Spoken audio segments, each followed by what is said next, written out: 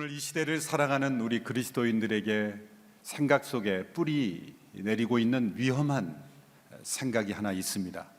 그것은 예수님의 제자가 되지 않고도 그리스도인으로 살아갈 수 있다고 생각하는 것입니다. 신약 성경에 이 제자라는 단어는 269번이나 나옵니다. 그런데 그리스도인이라는 단어는 3번밖에 나오지 않습니다. 숫자가 적게 나와도 중요하지 않다는 뜻이 아니라 이 그리스도인이라는 명칭은 세상 사람들이 예수님의 제자를 보고 부른 이름입니다. 안디옥 교회 성도들을 향해서 당신들을 보니 정말 예수님을 닮은 사람이구나, 당신들을 보니 참 예수님의 제자다운 제자구나 라는 그러한 의미에서 그리스도인이라 이렇게 불렸던 것이죠. 예수님의 제자들이 먼저 부른 이름이 아니라는 것이죠. 그런 의미에서 오늘 이 시대에도 오늘 우리 모두가 세상 사람들로부터 당신은 그리스도인입니다 그렇게 부름을 받고 우리 스스로는 우리는 예수님의 제자입니다 이렇게 생각하고 의식하고 살아가는 것이 더 합당하다는 의미로 여겨집니다. 지금은 몇 년 전에 돌아가셨지만 남가주에 있는 USC 대학의 철학 교수이자 아주 훌륭한 영성 훈련가셨던 달라스 윌라드라는 교수님이 쓰신 책이 있습니다. 영어로 제목은 The Great Omission이라고 되어 있는데 잊혀진 제자도 그렇게 번역이 되어 있죠. 이분이 책 제목을 원제목을 그렇게 지은 이유가 있습니다. 그 중대한 누락 이라는 그런 의미이죠. 무엇인가를 중대한 걸 빼뜨렸다라는 의미입니다. 그것은 예수님의 지상 명령, The Great Commission, 예수님의 위대한 위명령의 가장 핵심적인 것은 바로 제자를 삼는 것이고 제자로 살아가는 것인데 그것이 다 빠져버린 지상 명령만을 우리가 수행하려고 한다. 그래서 그분은 책 제목을 커미션의 C를 빼서 The Great Omission이다 그렇게 이름을 줘서 중대한 누락이 우리 가운데 있다 이렇게 지적을 한 것입니다. 두란노에서 출간된 이 카일 아이들만이라는 목사님이 쓰신 팬인가 제자인가, Not a fan 그런 제목이죠. 팬인가 제자인가 그런 책에서 일관되게 주장하는 것은 예수님 당시에 예수님께 열광해서 쫓아다녔던 수많은 무리들, 팬처럼 그렇게 예수님의 팬이 돼서 수많은 사람들이 예수님을 열광했지만 예수님의 제자는 극히 적었다라는 것이죠. 예수님은 자신에게 몰려든 팬처럼 모여든 수많은 무리들에 만족하지 않으셨고 그리고 그 가운데 소수의 제자들을 택하시고 그리고 그들을 통해 일하셨다는 것이죠. 그 수많은 무리들을 구원하지 않으셨다는 것이 아니라 그 가운데 정말 예수님의 제자로 살아가는 사람들에게 집중하셨다는 것을 우리에게 알려주고 있습니다. 얼마나 많은 사람들이 모였느냐, 그 모임의 규모가 중요한 것이 아니라 얼마나 깊이 주님께 헌신되었는가, 그 헌신의 깊이가 더 중요하다는 것입니다. 예수님께서 오병이어의 기적을 일으키셨을 때 수많은 사람들이 예수님께 몰려들었습니다. 그 몰려든 사람들을 향하여 예수님이 이렇게 말씀하셨습니다. 너희가 나를 따르는 까닭은 이 표적을 보고 나를 믿기 때문이 아니라 떡을 먹고 배가 불렀기 때문이다. 수많은 사람들이 예수님을 따랐지만 그들은 예수님의 팬이 되었습니다. 놀라운 기적을 일으킬 수 있는 분, 또 놀라운 말씀을 전하시는 저분을 따라다니면 우리가 평생 배고프지 않겠다라는 생각에 예수님의 팬이 된 것입니다. 예수님이 그들에게 이렇게 말씀하셨습니다. 요한복음 6장 65절 66절의 말씀에 예수께서 계속 말씀하셨습니다. 그러므로 내가 너희에게 아버지께서 허락해 주신 사람이 아니고는 아무도 내게로 올 수 없다고 말한 것이다. 이 말씀 때문에 예수의 제자 가운데 많은 사람이 떠나갔고 더 이상 그분과 함께 다니지 않았습니다. 예수님께서 자신에게 몰려든 팬처럼 모여든 수많은 무리들에게 만족하지 않으시고 오히려 그들에게 엄격하고 제자의 길이 무엇인가를 설명하셨을 때 수많은 사람들이 떠나갔다. 그리고 예수님과 함께 다니지 않았다라고 말씀하셨습니다. 우리는 이 말씀 앞에서 이런 질문을 던져야 합니다. 오늘 우리가 이 자리에 함께 모여 있는 것은 예수님의 팬으로 모여 있는 것인가? 아니면 예수님의 제자로 여기에 모여 있는 것인가? 많은 사람들이 예수님을 믿게 된 이유가 있습니다. 어떤 사람은 태어나서부터 믿음의 가정에서 자라나서 교회에 출석하고 예수님 믿는 것이 일상처럼 몸에 배어 있는 사람도 있습니다. 특별한 이유가 있어서 온 것이 아니라 그저 문화, 생활 습관처럼 오게 된 사람들도 있습니다. 어떤 사람은 인생의 낙심과 좌절과 절망을 겪으며 수고하고 무거운 짐진 자들아 다 내게로 오라 내가 너희를 쉬게 하리라 하시는 그 예수님의 말씀에 응답해서 마음의 쉼과 평안을 얻기 위해 예수님 앞에 나온 사람도 있습니다. 인생의 실패를 거듭하며 정말 참된 인생의 성공을 얻어보려고 예수님 앞에 나온 사람도 있습니다. 예수님은 누구든 실상 그 마음의 동기가 때로는 옳지 않은 것이라 할지라도 우리 주님 앞에 나온 모든 이들은 예수님은 거절하지 않으십니다. 만나주십니다. 그러나 예수님은 거기에 머무르기를 원치 않으십니다. 우리가 처음 예수님 앞에 나왔던 그 이유, 거기에만 국한하여 예수님을 알고 믿는다면 우리는 중대한 누락 그리고 심각한 오류에 빠져 있는 것입니다. 우리의 믿음이 점점 자라가면 이제는 내가 처음 예수님 믿게 된 그 이유에만 머무르지 않습니다. 진정한 예수님의 제자의 삶이 무엇인지, 이 전체적인 예수님의 제자의 삶이 무엇인지를 깨닫고 그리고 순종하는 삶으로 점점점 나아가야 하는 것입니다. 오늘 본문에 보면 예수님의 제자의 삶을 살지 못했던 또 따르지 못했던 세 부류의 사람들이 등장합니다. 첫 번째 부류의 사람들은 이미 제자로 부름을 받아 제자처럼 살아가고 있던 사람들이고, 두 번째 부류의 사람들은 스스로 예수님의 제자가 되기 원한다고 자진했던 사람이고, 세 번째 부류 사람은 예수님께서 부르신 그러한 사람들입니다. 그러나 오늘 본문에 나오는 세 부류의 사람들 모두가 다 예수님의 제자의 온전한 모습을 보여주지 못하고 있습니다. 첫 번째 부류의 사람들입니다. 그것은 이미 예수님을 따르는 제자라고 여겨지던 야고보와 요한과 같은 부류의 사람들입니다. 야고보와 요한은 이미 예수님을 따르던 제자였습니다. 외형적으로는 예수님과 함께 살고 예수님을 따르던 제자였습니다. 그런데 오늘 이 사건에 나타난 야고보와 요한의 모습은 제자의 이 마인드, 제자의 마음을 가지지 못했던 마음을 보여주고 있습니다. 예수님께서 이제 예루살렘으로 향하여 가실 결심을 하셨습니다. 그 길은 고난의 길이었습니다.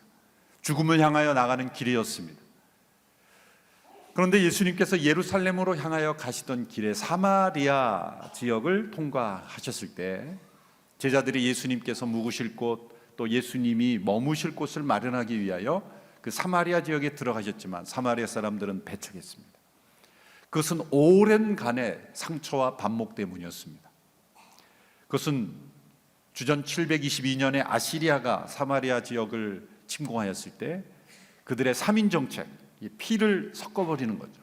흩어서 그들이 점령한 지역의 사람들을 이주시켜서 서로 혼혈 민족을 만들어 버려서 그 정통성을 없애버리는 정책이었죠. 그로 인해서 이 사마리아 사람들이 혼혈 민족이 된 거예요. 그래서 유대 사람들이, 남쪽 유대 사람들이 보기에는 사마리아 사람들은 상종하지 말아야 될 이방 민족처럼 여겼던 거예요. 거기에 수없이 많은 상처를 받은 사마리아 사람들은 동일하게 유대 민족을 미워하고 배척했다는 거죠. 유대 사마리아의 그 오랜간의 역사적 반목, 한 혈통이지만 피가 섞였다는 이유로 서로 상종하지 않는 그런 지역 감정이 유대와 사마리아 사이 가운데 있었다는 것이죠. 그런데 이제 예수님의 제자들이 예수님을 모시려고 사마리아 지역에 들어갔더니 배척한 거예요. 그 배척하는 모습, 환영하지 않는 모습을 보고 야고보와 요한이 예수님께 이렇게 말합니다. 예수님, 우리가 하늘에서 불을 내려 이들을 멸망시켜 달라고 그렇게 할까요? 그렇게 예수님께 질문한 거죠. 예수님께 대한 충성의 마음은 이해합니다만 이들의 입에서 나온 이 말, 저 사마리아 사람들, 예수님을 환영도 안 하고 예수님을 인정도 안 하고 예수님을 모시지도 않는 배척하는 저들은 하늘에서 불을 내려 멸망받아 마땅하다라는 생각이 야고보와 요한의 마음속에 가득 차 있었던 겁니다. 예수님은 그들을 어떻게 대응하셨을까요? 그들을 책망하셨습니다. 그들을 책망하셨습니다. 오늘 본문 53절에서 55절의 말씀을 우리 같이 한번 보시겠습니다. 바로 그 내용이 기록되어 있습니다. 함께 읽습니다. 시작. 예수를 반기지 않았습니다. 예수께서 예루살렘으로 가시는 길이었기 때문입니다. 제자인 야고보와 요한이 이것을 보고 주여 우리가 하늘에서 불을 불러 이 사람들을 멸망시켜 달라고 할까요? 라고 물었습니다. 그러자 예수께서 뒤돌아 그들을 꾸짖으셨습니다. 자, 이 야고보와 요한의 태도를 역사적으로 평가하면 기독교 역사에 있어서 늘 존재했던 이 이른바 정복주의라고 말할 수 있는 그러한 생각입니다. 예수님을 믿는 사람들 가운데 이런 생각이 있다면 이것은 야고보와 요한의 태도입니다. 예를 들어서 교회에 대해서 냉소적으로, 교회에 대해서 냉소적으로 대하고 환영하지 않고 반기지 않으면 멸망받아 마땅한 사람들이다, 그렇게 여긴다면, 세상에 예수 그리스도를 믿는 사람에 대해 적대감을 가진다면 보복하고 징벌하고 어떤 방법을 통해서든지 그들은 멸망받아야 된다, 또 그렇게 행한다면 그것은 야고보와 요한과 같이 하늘에서 불을 내려 저들을 벌해야 마땅하다라고 하는 이 정복적인, 정복주의적인 세계관, 역사관을 가지고 세상을 바라보는 것이죠. 역사적으로 이러한 사례가 얼마나 많은지 모릅니다. 교회 역사적으로 있었던 수많은 종교전쟁, 종교라는 이름으로 자행된 핍박, 정복, 이 모든 것들이 다 야고보와 요한과 같은 그런 마인드가 있었기 때문에 이러한 일입니다. 십자군 전쟁이 어떻게 시작됐습니까? 1095년 11월 이 클레므롱에서 개최된 공의회에서 교황 우르바누스 2세가 대성당 앞에 모인 수많은 광장 앞에 모인 사람들한테 호소합니다. 이슬람 교도들이 지금 세력을 확장하고 있고 교회를 파괴하고 있고 그리고 모스크를 세우고 있다. 더 이상 그들을 용납해서는 안 된다. 너희는 이 교들과 싸워라. 무력을 사용해서라도 그들을 정복하라. 이것은 나의 명령이 아니라 예수 그리스도의 명령이다. 그 교황의 연설에 수많은 사람들이 하나님이 그것을 원하신다 열광하면서 십자군 전쟁이 시작됐죠. 야고보와 요한의 태도입니다. 성질을 탈환하고 성질을 회복시킨다는 미명으로 무력을 사용해서 이 세상을 정복하려고 했던 십자군 전쟁, 그것은 야고보와 요한처럼 불을 내려 교회를 환영하지 않는 이들을, 배척하는 이들을 멸망시켜 마땅하다는 정복주의적인 태도입니다. 오늘 이 세상에서 때로 교회가 환영받지 못하고 교회에 대해서 냉소적으로 비판하고 교회를 핍박하려는 그런 어떤 세상의 움직임에 대해서 교회가 만일 동일한 무력, 동일한 보복, 동일한 어떠한 모습으로 그들과 세상적인 방법으로 싸운다면 그것은 예수님의 꾸짖음을 받아 마땅하다. 교회는 오히려 예수 그리스도의 십자가의 모습, 온유와 인내와 겸손과 회개와 사랑과 긍휼과 자비로 성령의 열매로 예수님이 보여주신 십자가 예루살렘으로 가는 길을, 예수님은 그 사마리아인들도 구원받아야 하는 사람으로 보았다는 거예요. 그들도 예수 그리스도의 십자가의 은총이 부어져야 하는 사람들로 보았지, 멸망받아 마땅할 이들이라고 보지 않았다는 거죠. 이 세상에 아무리 교회를 대적하고 아무리 교회를 핍박하고 그리고 냉소적으로 대하는 이들이라 할지라도 멸망받아 마땅할 사람은 없습니다. 구원받아 마땅할 사람으로만 보아야 하는 것이죠. 야고보와 요한과 같은 불을 내려 저들은 멸망받아 마땅하다라고 하는 태도가 우리 가운데, 또한 기독교 역사 가운데 없어야 될 줄 믿습니다. 고린도후서 10장 4절에서 우리의 싸우는 병기는 육체에 속한 것이 아니다 라고 분명히 말씀하셨습니다. 두 번째로 제자의 삶을 살지 못한 부류의 사람은 스스로 제자가 되겠다고 나선 사람들입니다. 스스로 제자가 되겠다고 나선 사람들. 오늘 본문 57절, 58절의 말씀에 나와 있습니다. 우리 같이 한번 읽어보겠습니다. 시작. 그들이 길을 가고 있는데 한 사람이 예수께 말했습니다. 선생님이 가시는 곳이라면 어디든 따라가겠습니다. 예수께서 말했습니다. 여의도 굴이 있고 하늘의 새들도 보금자리가 있지만 인자는 머리 둘 곳조차 없구나. 이 사람은 스스로 자진해서 예수님을 따르겠습니다 라고 말한 사람입니다. 그런데 이 사람은 예수님이 어떠한 삶을 향하고 계신지, 예수님이 누구신지, 또 예수님을 따르는 제자의 대가가 무엇인지 전혀 생각하지 않고 맹목적으로 예수님을 따르겠다고 나선 사람이에요. 이러한 유형의 사람을 가리켜 우리는 맹목적 신앙, 맹목주의라고 말할 수가 있는 거예요. 마치 철없는 아이들이 인기인들을, 아이돌을 따르면서 열광하며 따라가듯이 그것이 어떤 의미가 있는지, 그 노래가 어떤 의미가 있는지, 자기가 따르는 사람이 어떠한 삶을 사는지, 그 대가가 무엇인지 전혀 생각하지 않고 아이돌을 따르듯이 예수님께 열광하며 예수님을 따르고 싶다라고, 따르겠다라고 말하는 맹목주의 신앙 중에 아이돌리즘이라고 말할 수 있는 거죠. 이러한 사람들이 자주 쓰는 말은 어디든 무엇이든 언제든 하겠다는 거죠. 자기 자신에 대한 과신이 포함되어 있어요. 맹목적 신앙. 예수님이 누구인지, 예수님이 어떤 사람인지 알지 못하는 거죠. 여러분, 우리의 신앙은 맹목적 신앙이 되어서는 안 됩니다. 예수님이 누구신지, 또 예수님이 가신 길이 어떤 길인지, 제자의 삶이 어떤 대가를 요구하는 것인지 우리는 생각하며 고민하며 따라가야 합니다. 존 라일이라고 하는 청교도가 이런 말을 했어요. 아주 재미있는 말을 했는데, 교회를 가장 힘들게 하는 부류의 사람들은 좋은 의도를 가진 무식한 사람들이다. 의도는 좋은데 무식한 거예요. 예수님에 관해서, 예수님이 어떤 삶을 사는지 전혀 알지 못하고 그냥 맹목적으로 그냥 좋은 의도, 예수님 따르고 싶습니다. 그런데 따른다는 것이 무슨 의미인지를 생각하지 않는 거죠. 예수님 누가복음 14장 27절 28절의 말씀에 이렇게 말씀하셨습니다. 우리 같이 한번 읽어볼까요? 시작. 누구든지 자기 십자가를 지지 않고 나를 따르는 사람은 내 제자가 될 수 없다. 너희 중 어떤 사람이 탑을 세우려 한다고 하자. 그러면 먼저 자리에 앉아 완공할 때까지 어느 정도 비용이 드는지 계산해 보지 않겠느냐.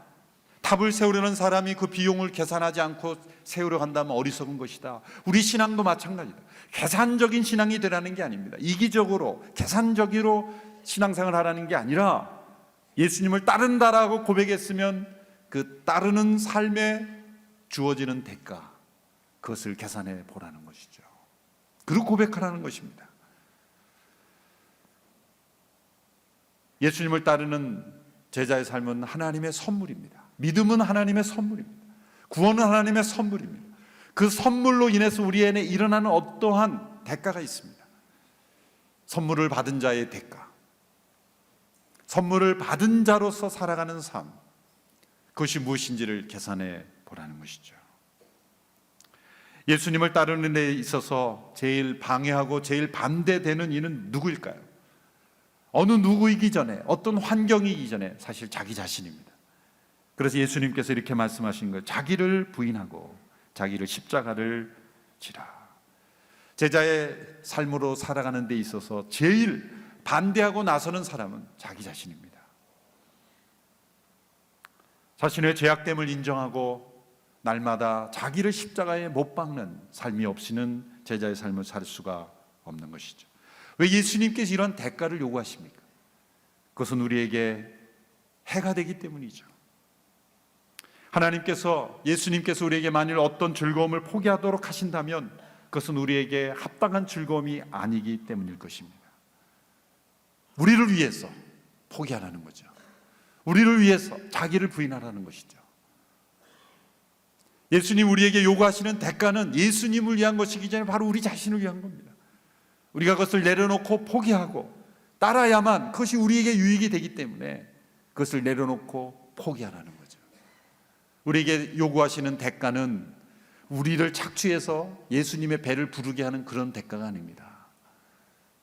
우리를 더 풍성하게 하고, 우리를 영광스럽게 하고, 우리를 더 거룩하게 하고, 우리를 더 깨끗하게 하시는 대가인 것입니다. 우리는 그것을 대가라고 말하지만 우리는 주님께서 요구하실 때는 그것은 전혀 대가가 아니죠. 당연히 우리가 내려놓아야 할 것입니다. 섣부른 고백, 어디든 예수님을 따르겠습니다. 그랬을 때 예수님은 나는 여우도 굴이 있고 그러나 나는 머리 둘 곳이 없다 그랬을 때 이 사람은 예수님을 따르지 않았어요. 그 이후에 기록이 없는 것을 볼 때 이 사람은 그냥 돌아간 것으로 보이는 것이죠. 겉으로 나타난 예수님의 능력, 예수님의 말씀, 예수님의 인기만을 보고 예수님을 따르겠다라고 말하지만 그 예수님을 따르는 것이 어떤 의미인지 생각하지 않았던 이 두 번째 부류의 사람들, 이런 맹목적 신앙, 맹목적인 그런 제자는 있을 수 없다는 것이죠. 세 번째, 제자의 삶을 살지 못한 부류의 사람은 예수님의 부르심을 받고도 따르지 못한 사람입니다. 오늘 보면 59절에서 62절까지의 말씀에 나와 있습니다. 같이 한 목소리로 함께 읽겠습니다. 시작. 예수께서 다른 사람에게 말씀하셨습니다. 나를 따라라. 그러자 그 사람이 대답했습니다. 주여, 제가 먼저 가서 아버지의 장례를 치르게 해주십시오. 예수께서 그에게 말씀하셨습니다. 죽은 사람에게 죽은 자를 묻게 하고 너는 가서 하나님 나라를 전파하여라. 또 다른 사람이 말했습니다. 주여, 저는 주를 따르겠습니다. 하지만 제가 먼저 가서 가족들에게 작별 인사를 하게 해주십시오. 예수께서 그에게 대답하셨습니다. 쟁기를 잡고 뒤를 돌아보는 사람은 하나님 나라에 적합하지 못한다. 두 사람이 나옵니다. 자, 예수님께서 나를 따라라 라고 하시자 한 사람은 예수님을 따르겠지만 하지만 제가 먼저 가서 아버지의 장례를 치르게 해주십시오. 그때 예수님께서 이렇게 말씀하셨습니다. 죽은 자로 죽은 자를 장사하게 하고 너는 나를 따르라. 너는 나라 하나님 나라를 전파하라. 자, 이 어버이 주일에 이게 웬 말씀입니까? 예수님께서 말씀하실 그래, 너는 가서 아버님의 장례를 잘 치르고 그러고 나서 나를 따르라 이렇게 말씀하셔야 어버이 주일에 합당한 말씀인 것 같은데 깜짝 놀랐어요. 저도 말씀을 준비하면서. 아니, 어버이 주일에 아버지의 장례도 치르지 못하게 하는 예수님, 이렇게 설교할 수는 없잖아요. 예수님이 과연 그런 분일까요? 예수님이 과연 아버지의 장례를 치르는 것까지도 막아서는 그런 분일까요? 그런 몰인정한 비인간적인 그런 분은 아닐 겁니다. 자, 이 말씀을 잘 이해해 보십시오. 자, 이 사람이 예수님께 나를 따르라 그랬을 때 아버지의 장례를 치르게 하십시오. 장례가 났다면 지금 이 사람은 여기 있을 수가 없죠. 지금 아버지가 돌아가신 게 아니에요. 아버지가 지금 돌아가셨는데 지금 장례를 치러야 되는데 예수님이 부르신 게 아니라 언제 돌아가실지 모르는 분이에요. 이 말씀 무슨 뜻이에요? 아버지가 돌아가실 때까지 기다려달라 라고 말하는 거죠. 그렇죠. 아버지가 지금 건강하세요. 집에 생존해 계세요.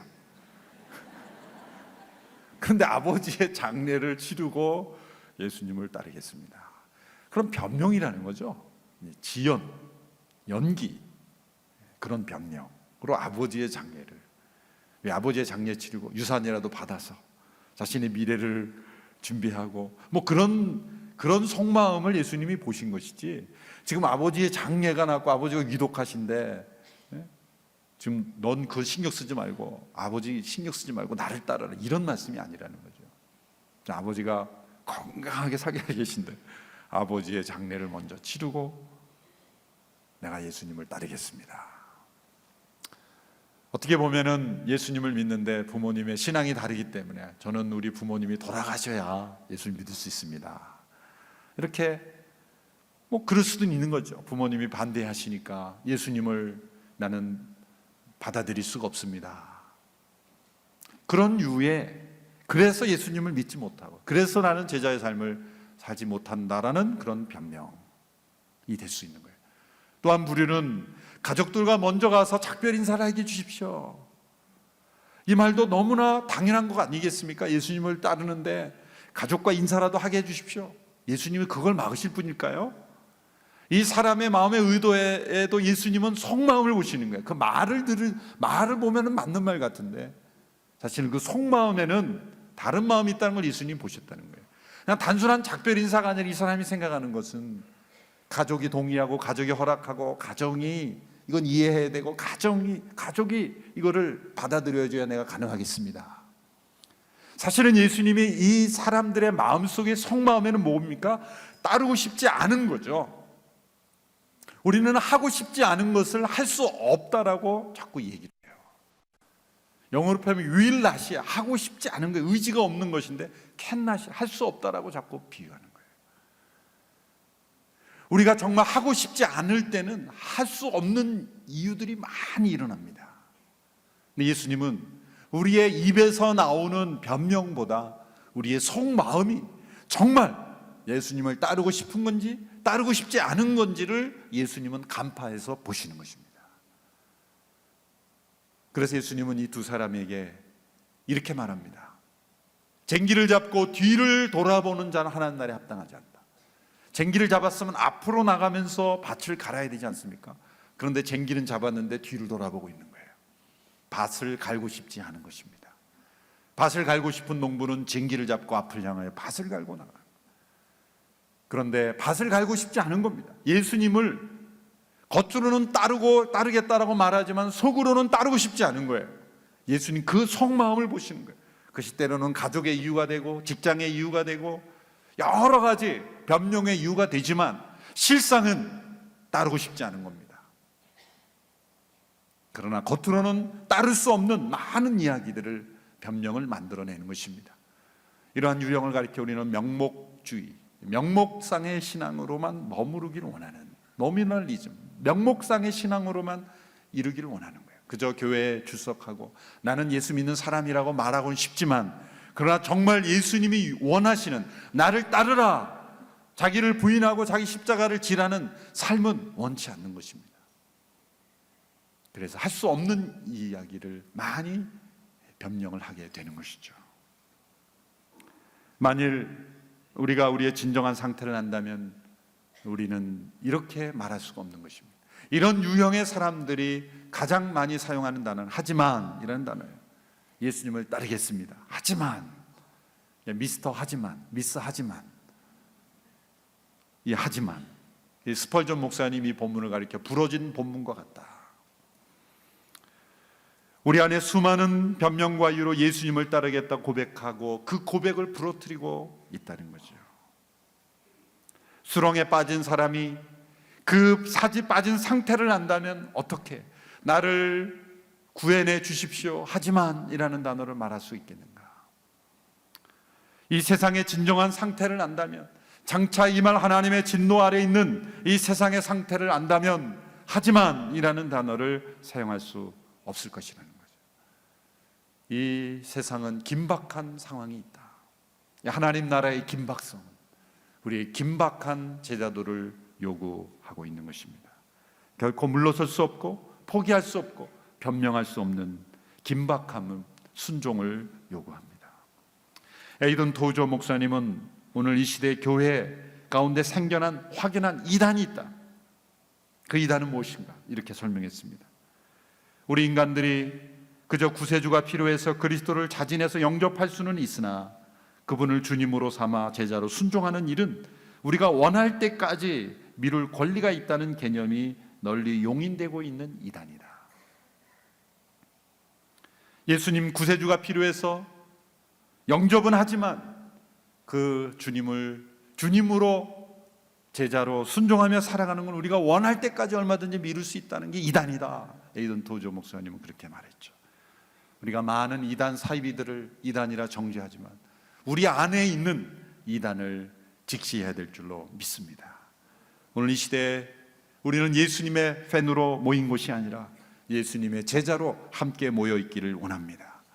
잘못된 종교적 교만으로 세상을 정복하려는 잘못된 태도를 버리고 아무런 대가도 계산하고 치르려 하지 않는 맹목적인 태도도 내려놓고 긴박한 하나님 나라를 보다 먼저 세상의 것을 추구하고 내려놓지 않으려는 그런 명목상의 신앙인의 태도도 내려놓고 참된 예수 그리스도, 그분이 나의 주님이요 나의 구세주요 나의 스승이요, 그러기에 참된 제자의 삶을 살아가기로 결단하는 복된 시간이 되기를 주님의 이름으로 축원합니다.